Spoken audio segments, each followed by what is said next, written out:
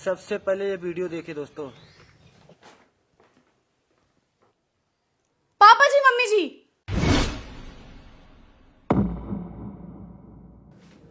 आप लोगों को किसी की प्राइवेसी का ख्याल है या नहीं? बिना मेरी परमिशन के मेरे कमरे में आके बैठ जाते हो। लगता है मुझे शिवम से बात करनी होगी। बेटा हम तो बस क्या बस पापा जी? मैं घर पर नहीं हूँ तो मेरे कमरे की तलाशी लेने आ जाते हो? बहू, इतना तो ख्याल करो, अपने ससुर जी से बात कर रही हो। हमारे कमरे का एसी खराब था, तुम्हारे पापा जी की तबीयत खराब हो रही थी घबराहट के मारे, इसलिए हम तुम्हारे कमरे में आ गए। इन्होंने कभी भी अपने बारे में ना सोचकर अपना बेटा और बेटी को खूब पढ़ाया लिखाया, अच्छे मुकाम पे पहुंचाया। तुम इनसे इस तरह बात कर रही हो, और ये सब घर की जिसे तुम धौस दिखा रही हो ना, ये घर भी इन्हीं का ही है।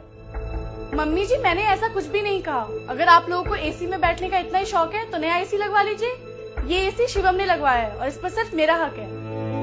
तुम्हारा पति होने से पहले ना शिवम मेरा बेटा है, उसकी कमाई पर कुछ हक हमारा भी बनता है, इसलिए आगे से ना इनसे बात करने से पहले ध्यान रखना।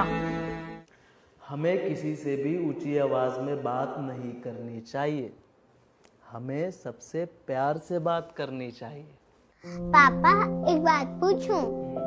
आप अपने मम्मी पापा से प्यार करते हो?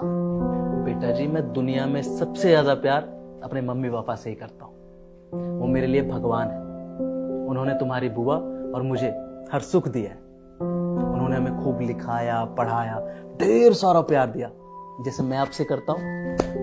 लेकिन बेटा, आप ये सब क्यों पूछ रहे हो? फिर तो आपको मम्मा को डांटना चाहिए ना पापा। मम्मा दादा दादी से ऐसे बात करते हैं। क्या किया तुम्हारी मम्मा ने? वो ना आज सुबह ना। पापा जी, मम्मी जी,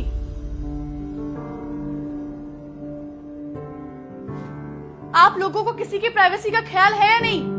बिना मेरी परमिशन के मेरे कमरे में आके बैठ जाते हो। लगता है मुझे शिवम से बात करनी होगी।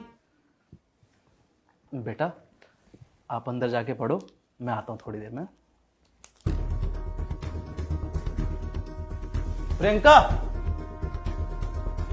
प्रियंका,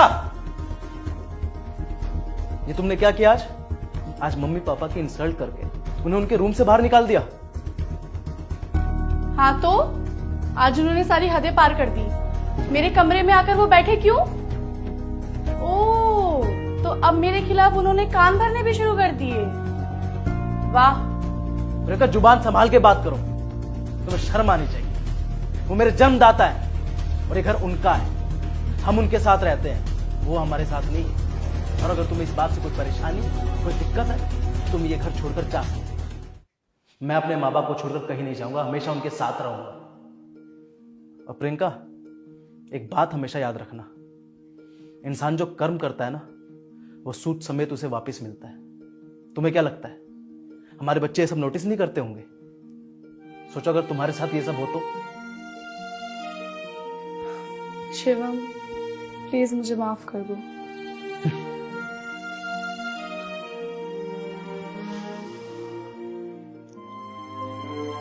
बेटा माफ कर दे बहू को, कभी कभी ऐसी नादानी हो जाती है।